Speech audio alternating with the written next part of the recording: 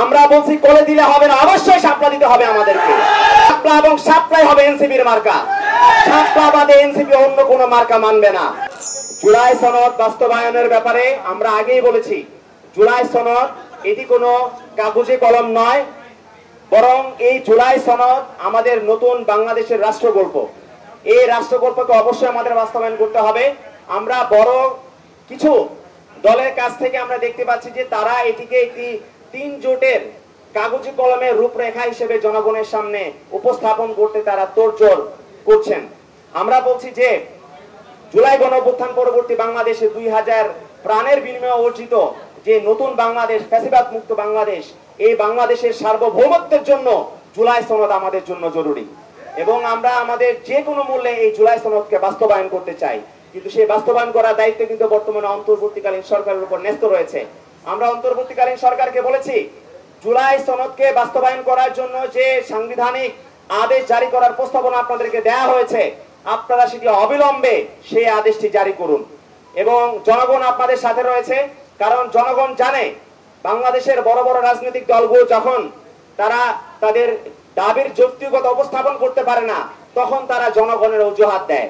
তখন বলে যে জনগণ এটি মেনে নেবে না, জনগণ এটি মেনে নেবে না। জনগণ অবশ্যই মানবে এবং জুলাই সনদ বাস্তবায়ন করার জন্য যে সাংবিধানিক আদেশ, এটি জনগণের আদেশ এবং সেই আদেশ বাস্তবায়নের জন্য এখন পর্যন্ত এনসিপি জুলাই সনদে স্বাক্ষর করেনি। আমরা মনে করি এনসিপি জনতার দল এবং জুলাই সনদ নিয়ে তাদের যে অবস্থান, রাজনৈতিক অবস্থান, এটি প্রমাণ করে আগামীর বাংলাদেশে এনসিপি রাষ্ট্র ক্ষমতায় যাবে ইনশাআল্লাহ।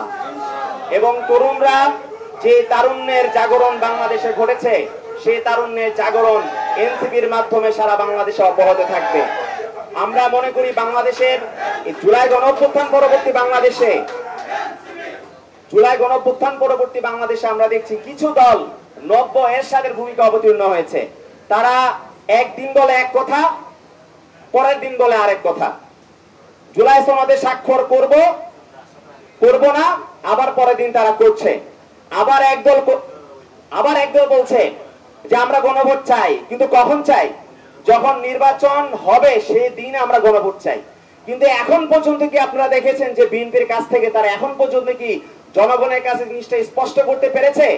নির্বাচন কমিশনকে গিয়ে কি তারা বলেছে যে নির্বাচন কমিশন আপনারা প্রস্তুত হন যেন ভোটের দিন জুলাই সনদ বাস্তবায়নের জন্য যে গণভোট প্রয়োজন সেটির আয়োজন করুন?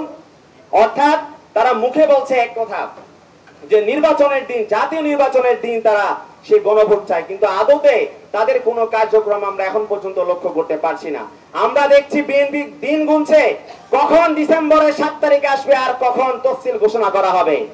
আমরা বলছি যদি জুলাই সনদ বাস্তবায়নের জন্য অধ্যাদেশ জারি করা হয়, তাহলে অবশ্যই ডিসেম্বরের প্রথম সপ্তাহে কোনো ধরনের তফসিল ঘোষণা করা হবে না এবং তরুণরা সেই তফসিল ঘোষণা করতে দিবে না।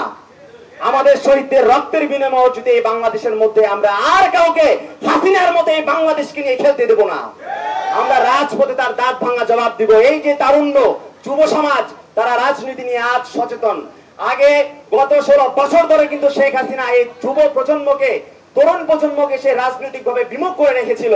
কিন্তু আমরা বলছি জুলাই গণঅভ্যুত্থান পরবর্তী যে তরুণ প্রজন্ম, যুব সমাজ, তারা রাজনৈতিক ভাবে সচেতন। তারা জুলাই সনদ অবশ্যই আদায় করবে, তারা জুলাই সনদের বাস্তবায়ন নিশ্চিত করবে এবং অবশ্যই গণভোট নিশ্চিত করবে ইনশাআল্লাহ। সবাই